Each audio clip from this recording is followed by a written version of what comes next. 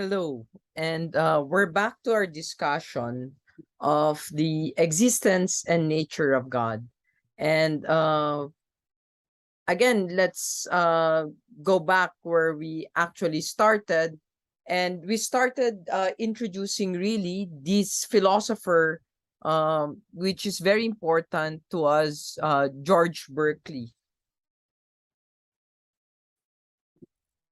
Let's begin by trying to review Berkeley's idealism. No? As modern philosophy advanced from the 17th to the 18th century, many philosophers came to reject the predominance of pure reason in epistemology and metaphysics, exemplified by René Descartes. The focus of the new philosophy in some areas, despite these differences, remained fixed on some of the same problems and modified methods from the earlier period.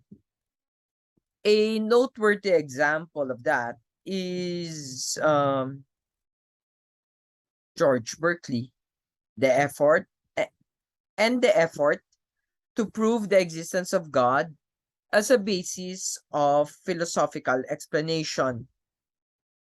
We shall consider in depth a post-Cartesian approach of this kind in a demonstration of the existence of God by one of the most important but frequently misunderstood philosophers of the 18th century, George Berkeley, 1685 to 1753.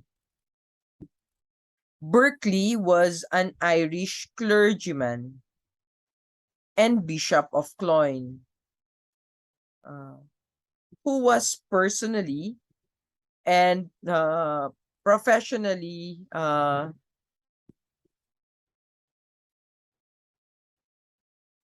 interested in the applications of philosophy to questions of religion, and that will explain to you my special interest for him. More importantly, Berkeley was a gifted philosopher who was also adept in mathematics and has a good grasp of the predominant Newtonian physics of his day.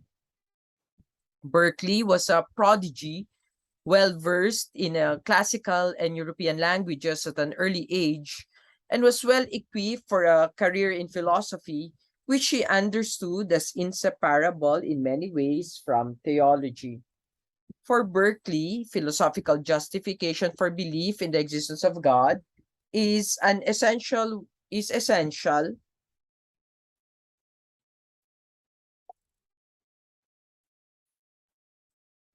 as a way of defeating atheism and skepticism in philosophy and the sciences.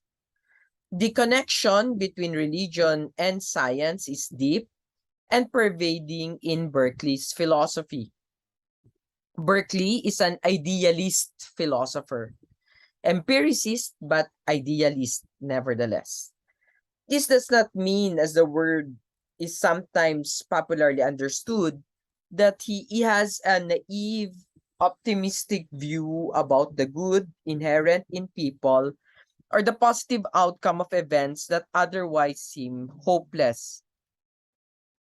To be an idealist, in Berkeley's sense, is to hold for philosophical reasons that the only things that exist are ideas and the minds in and to which ideas occur. Berkeley sums up his idealist philosophy in the Latin principle esse est percipi aut posse percipere. The translation, as we said last time, is to be perceived or a perceiver. Ideas are perceived by minds, which are in a sense mutually dependent. There are no ideas that exist independently of minds, and presumably there can be no minds that are completely empty of any ideas. What is significant about Berkeley's formulation is that Berkeley does not acknowledge the existence of anything different than, beyond, or outside of the mind and its ideas. This is remarkable. and to many critics, controversial, even philosophically insupportable concept. It implies that physical objects where we ordinarily believe ourselves to perceive outside of ourselves and that we assume would exist even if we did not happen to be there to perceive them are nothing but ideas in the mind. Ideas in Berkeley's technical terminology, in a quite different sense than Plato spoke of ideas or forms as ideal abstract entities, are the contents of sense perception.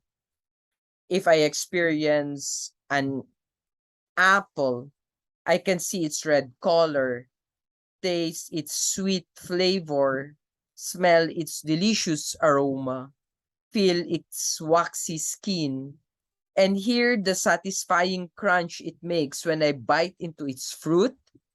All of these experience qualities of the apple in Berkeley's language are ideas. The perceived redness,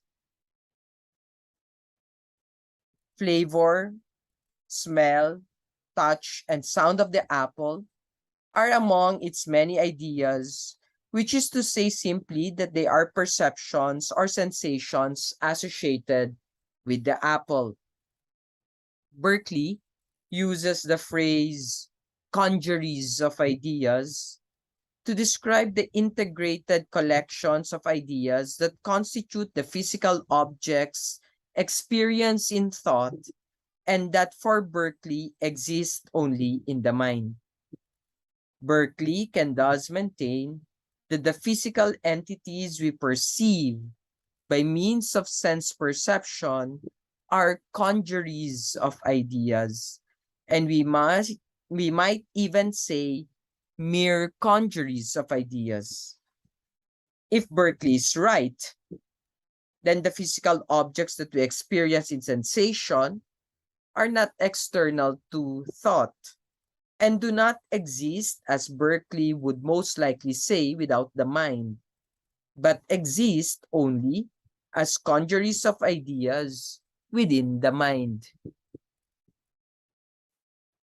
Our main purpose in talking about Berkeley is to understand his idealism as it relates to our attempt to prove the existence of God.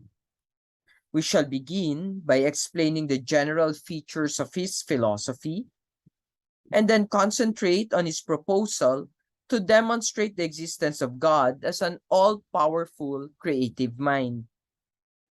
When we have outlined Berkeley's two arguments to prove that God exists and their implications for his philosophical system, including the problem of free will and the creation of the world, we will be in a position to criticize his idealist metaphysics and epistemology and to consider the alternative way of thinking about the existence and nature of the world represented by Berkeley's metaphysics as opposed to Plato's, Aristotle's, or even Descartes. As you would have known by now, the course is specifically interested with a particular Berkeley text. No? I'm trying to look for the text right now, but I hope you don't feel that I am looking for the text right now. But just give me time to actually search for the text so that I can bring them out. I found it already. So, uh, let's stop sharing a bit and shift you to the text. Here, Berkeley. Berkeley and Descartes on God in philosophy.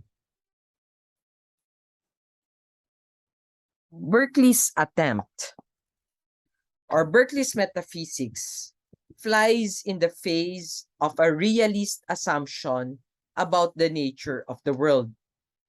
Aristotle would agree that physical objects are independent of thought and exist out there in the external world that is perceived rather than as congeries of ideas within the mind.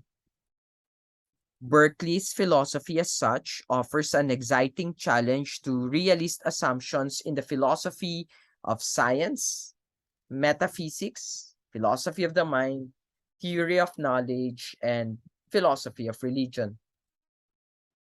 Berkeley's attempt to prove the existence of God highlights the differences between his philosophy and that of Descartes, as you would see eventually, that the two are more different than we thought,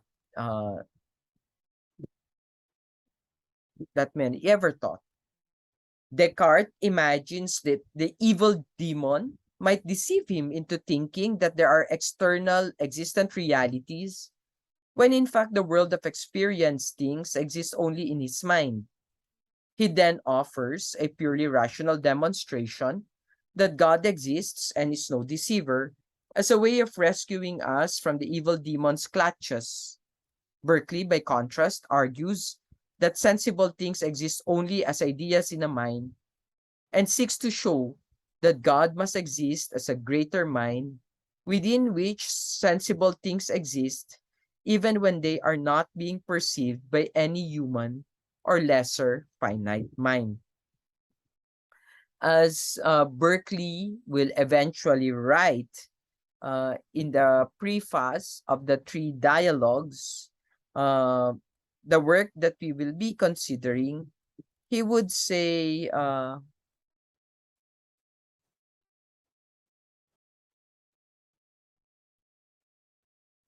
here, if the principles which I endeavor here endeavor to propagate are admitted for true, the consequences which I think evidently flow from hence are that atheism and skepticism will be utterly destroyed. And remember, even Descartes is actually talking about a similar movement. And in fact, Descartes' skepticism as a methodological doubting plays a very important role. Uh, and he says if that happens, many intricate points would be made plain, great difficulties will be solved, several useless parts of science retrenched, speculation referred to practice, and men reduced from paradoxes to common sense. If Berkeley is right, then he will have united science and religion, avoided both skepticism and atheism in a way that is unique in the history of philosophy.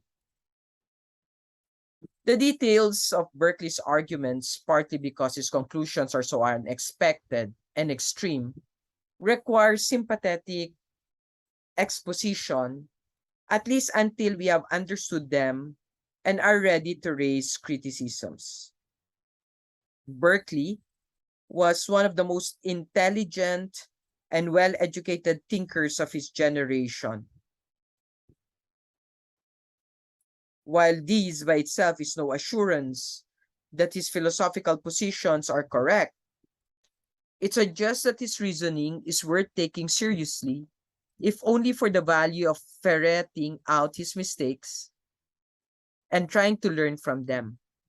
When we have worked through the major elements of Berkeley's idealist philosophy, we will see that he has good, if not conclusive, grounds for holding that sensible things are congeries of ideas in the mind, and that God exists as a divine mind in which all sensible things are more fully, properly, and creatively apprehended by comparison with their occurrence in human minds.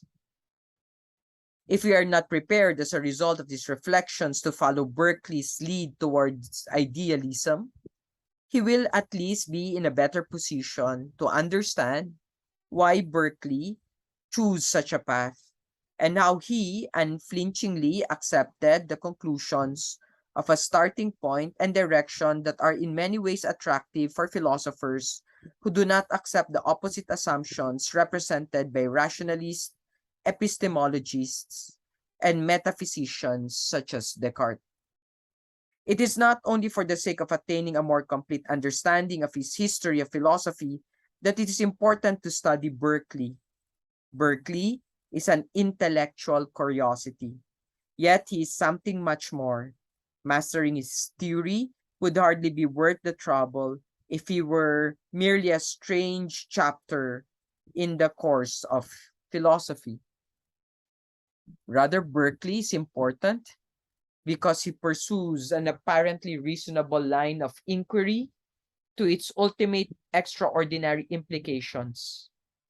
Berkeley thereby explores the outcome of a promising theory of knowledge to its distant metaphysical and theological shores, presenting along the route many ingenious concepts, distinctions, and inferences with an integrity and single-mindedness or singleness of vision that has seldom been repeated in the history of philosophy. Let's look at empiricism contra rationalism. The 18th, of course, Berkeley belongs to the empiricist school. No? The 18th century, in the period following Descartes' era, underwent a second philosophical revolution against entrenched Aristotelianism that was fundamentally different than Descartes. Descartes and other so-called rationalist philosophers, Spinoza and Leibniz, following mathematics as a model, had emphasized the role of pure reason as a mode of knowledge in arriving at philosophically significant metaphysical truths such as the nature of substance, the existence of God, and the distinction between body and soul.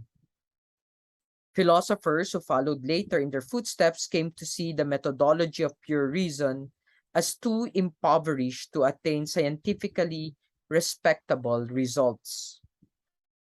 It would distort and complicate it will distort the complicated history of rationalism and its aftermath to suppose that philosophers suddenly changed their minds when the new century dawned. We cannot actually draw a very neat demarcation between 17th century rationalist philosophy and the opposing trends that arose later in the 18th century. We must resist the idea that the 18th century rejected all of the major philosophical conclusions of the 17th and started all over again with a clean slate, as though Descartes and the other rationalist thinkers, among many others, have never existed. Although we can plot a kind of choppy progress from identifiable features in philosophical movements during this time, we must bear in mind that the 18th century is enormously indebted to the intellectual advances made by the rationalists whose ideas they do not always reject, even if they transform and use them in another way. Thus, it would be impossible to imagine the unfolding of the 18th century philosophy without the profound influence of Isaac Newton's researches in physics, cosmology, and optics. Newton's scientific method served as a paradigm or exemplary model for much of 18th century philosophical thought. Newton's discoveries would nevertheless not have been possible in turn in the absence of Galileo's and Descartes' innovations in science and philosophy.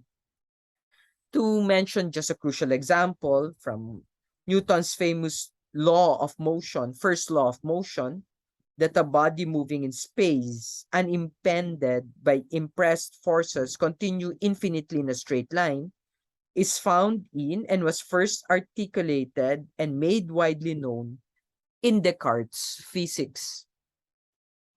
Newton declared that he was able to achieve great things in science because he stood on the shoulders of giants, by whom he meant to include not only scientific researchers in the narrow sense like Copernicus, but also pioneering philosopher physicists such as Galileo and Descartes. What then characterizes the period of philosophy that is somewhat arbitrarily associated with the onset of the 18th century? It is frequently identified as a time of great interest in a counter movement to rationalism known as empiricism.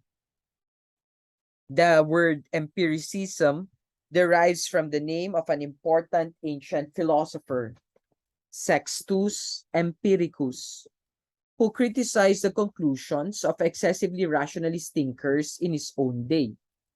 Sextus wrote an important manuscript entitled Adversus Mathematicos, which is to say against the mathematicians. Although Sextus did not dispute the usefulness of mathematics as a tool for acquiring and validating scientific information, he argued against efforts in philosophy to base all knowledge on the kind of abstract general reasoning that one typically finds in mathematically minded philosophers such as Pythagoras, Parmenides, Zeno of Ilia, Plato, and whose rationalist mantle was taken up later, among others, by Descartes. Historical parallels in philosophy are often problematic. There are nevertheless interesting similarities in the opposition between, say, Plato and Aristotle, and between the mathematicians against whom Sextus says we should try to base knowledge on experience. Uh,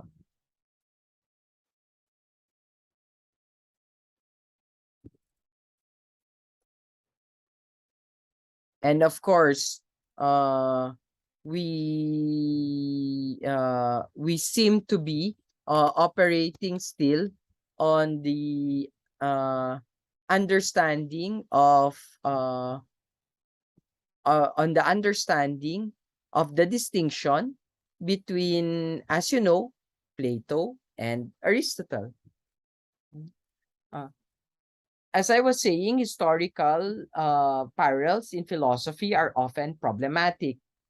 There are nevertheless interesting similarities in the opposition between Plato and Aristotle, and between the mathematicians against whom Sextus says we should try to base knowledge on experience. It is in honor of Sextus's contributions to the discussion that we refer specifically to the experiential data provided by sense perception as empirical evidence. We see many of the same differences that divide Plato and Aristotle, or Plato and Sextus Empiricus, and the latter-day rationalists and empiricists of the 17th and 18th centuries, such as Descartes and Berkeley. In the period of modern philosophy, it is common to speak of a trio of thinkers on each side of this divide, usually considering together, among others, Descartes, Leibniz, and Spinoza as representative rationalist philosophers, and on the other side, also among others, John Locke, George Berkeley, and David Hume. We want to avoid simplifications in the history of philosophy. We nevertheless recognize that we must start somewhere in order to piece together a picture of how philosophical inquiry has developed. We can then correct and refine our rough historical outline as we proceed, and as our knowledge of specific figures in the chronology of philosophy and their interrelation improves. If we begin with a sense of the contrast between 17th century rationalism as represented by Descartes and 18th century empiricism as represented by Berkeley, then we can construct a basic framework within which to examine Berkeley's theory of sensible things and proof for the existence of God.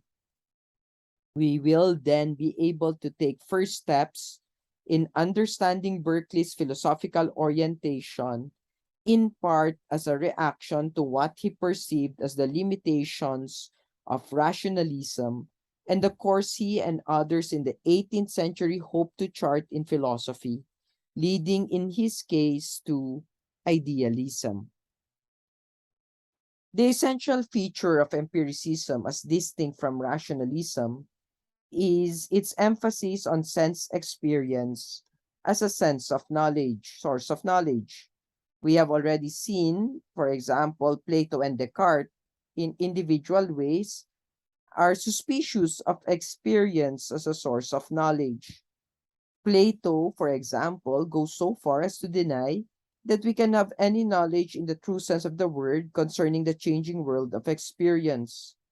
He reserves the word knowledge exclusively for true justified beliefs concerning the unchanging ideal world of the abstract forms. Plato describes physics as at most a likely story about the nature of things. He contrasts the genuine knowledge that is supposed to be possible of the forms with what is merely and can at most be the right opinion or correct belief concerning sensible things encountered in sense experience. Descartes does not draw quite the same extreme conclusion, but in the piece of wax example, he argued that even ordinary physical bodies are better known by the mind's faculty of judgment than by the senses. He also insists that the senses considered by themselves cannot lead us to epistemically certain empirical knowledge in the absence of a sound, rationalist foundation based in pure reason. He maintains that the senses are subject to doubts based on the logical possibility that there might be an evil demon who deceives us whenever we try to gather knowledge about the world. In different ways, reason for rationalist philosophers such as Plato and Descartes inevitably triumphs over sense experience. As a matter of emphasis and methodological priority, rationalist thinkers in any generation regard philosophy as philosophically more valuable than sensation. A greater distinction between rationalists and empiricists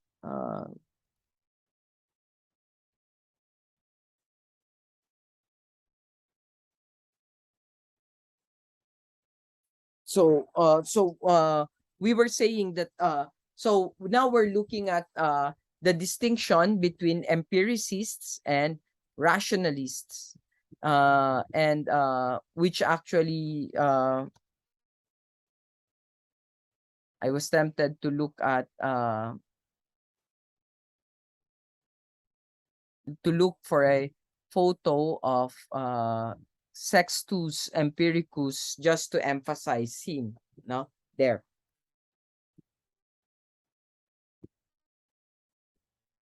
So while Plato and Descartes argued that because of illusions and subjective differences in perspective, changing phenomena in the world of experience cannot be trusted to provide knowledge, Berkeley and other empiricists maintain that pure reason by itself is too empty. Their objection is that reason at most guarantees that a theory will be free of contradictions or logical inconsistencies. They urge that the mere lack of inconsistency is not itself a positive thing that guarantees truth. If we are looking to a philosophical methodology as a way of discovering and adding to our knowledge, we cannot hope that any method based in pure reason will yield truth.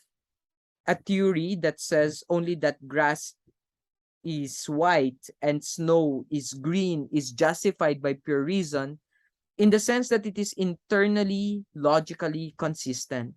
There are no contradictions in asserting the two claims. The mere logical consistency or non-contradiction of such theory, however, does not make it true. Where we believe from our experience of grass and snow that the two assertions are false and have the color properties of snow and grass actually reversed. As a further sign of the limitations of a rationalist methodology in trying to inquire or justify beliefs in knowledge, empiricist critics of rationalism sometimes object that pure reason cannot be an adequate method of knowledge because numerous rationalist philosophers, all of whom claim to be following the method of pure reason, reach diametrically opposed conclusions in the articulation of their respective reason, reach diametrical uh, respective rationalists in their respective systems.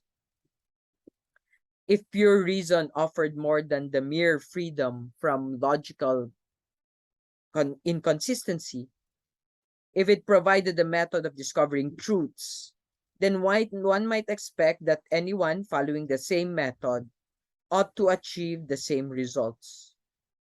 Such agreement is not found in the legacy of 17th century rationalism when we consider the disparate conclusions of Descartes, Leibniz, or even Spinoza, who defended radically opposed results about the concept of substance, the nature of God, soul, and the free will. Where rationalist at best produces only internally consistent, free-floating, grandiose metaphysical systems,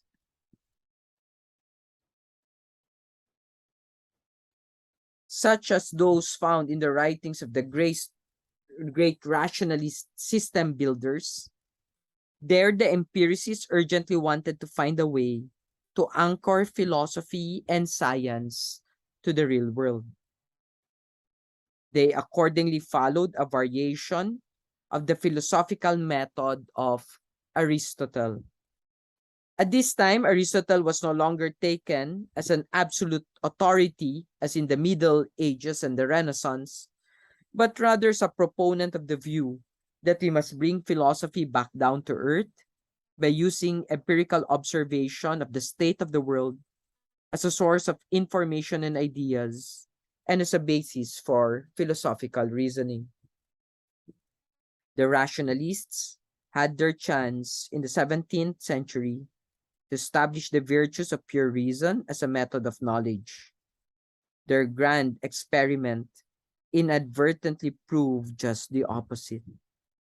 That knowledge cannot rest entirely or exclusively on reason, and that reason is not a sufficiently powerful basis for knowledge. The pendulum, in some ways, predictably swings far in the opposite direction in the 18th century as a result, supporting contrary philosophical assumptions and methodology based on experience rather than pure reason, as we will eventually see in Berkeley's philosophy. Berkeley, as we have said, is an idealist. No? And his idealism is a consequence of his radical empiricism. Berkeley's radical empiricism, in turn, while possessing methodological advantages of its own, is by no means the uncritical experientialism that Descartes rightly criticizes, and is in part at least a reaction to the failings of rationalism. The shortcomings of rationalism give rise to empiricism, and empiricism in the radical form Berkeley espouses, in turn, entails idealism. How did this happen? We can follow the philosophical developments from rationalism to empiricism and idealism by considering the principal arguments that is presented in Berkeley's three dialogues between Hylas and Philonous. You have two questions that you have to answer until next week. First question, what is meant by empiricism and how is that different from rationalism? That's the first question. The second question is, How does an empiricist theory of knowledge differs from a rationalist theory of knowledge, such as Plato and Descartes? I hope you got the questions. That's why there is a discussion board below. And as your assignment, please read the first dialogue between Hylas and Philonous, as this is what we are going to talk about when we see each other again. Thank you very much and have a nice day.